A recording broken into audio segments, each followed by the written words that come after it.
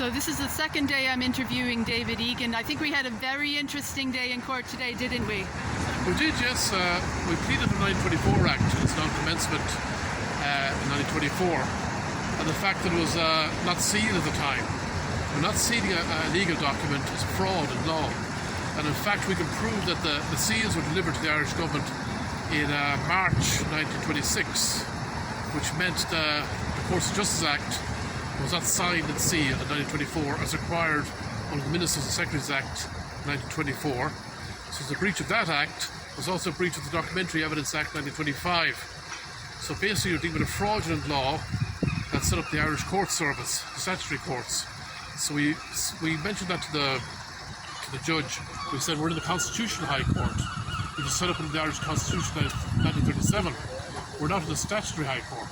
That's why you asked them, are we in the Constitutional Court or the Statutory Court? High Court. Yeah. The judge I think he mentioned that we were in the Statutory High Court, right? Now, we mentioned that we had papers which we lodged last year stating in the Constitutional High Court. All our legal proceedings and papers were titled Constitutional High Court, right? So, we were on very strong grounds for that. Provision for costs is not in the Constitution or the Constitutional High Court, so they couldn't charge us costs. It was in the jurisdiction of the Constitutional High Court. Right, yeah. And then we mentioned the Statutory High Courts of the defect, as we mentioned earlier, the non-commencement of the 1924 Act, the non-sealing of it, the presentation of it to both houses of the Oireachtas in 1924.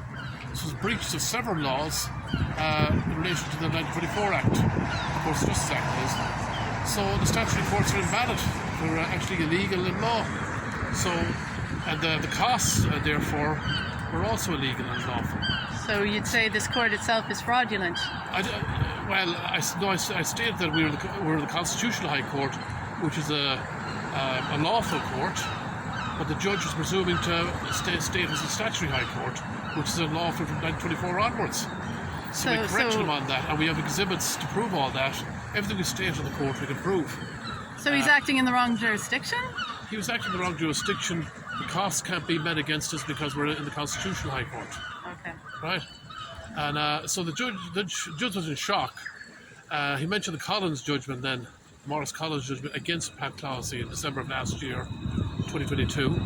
And I basically had ripped that apart through 13 points I made to the court, where I stated there was many defects in the Collins judgment. And one of the most important defects was the documents, the law was not sealed at the time. It was supposed to be sealed, but it wasn't sealed. It was actually retrospectively sealed 2 years later, 1926, which is a fraud.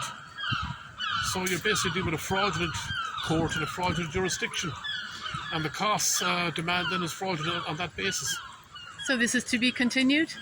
The judge said he'd come back, he was going to reserve his judgment and come back later. But it's more than likely he'd probably give us the case stated to the Supreme Court. And if so, we'll go to the Supreme Court and their case stated. If not, we'll appeal his judgment to the Supreme Court and get it settled there and then. Okay, so we in the gallery there, we saw them squirming and we're all very excited about this case. I am, at least. It's very, very interesting. Thank you, David. All right. Thank you, Nora.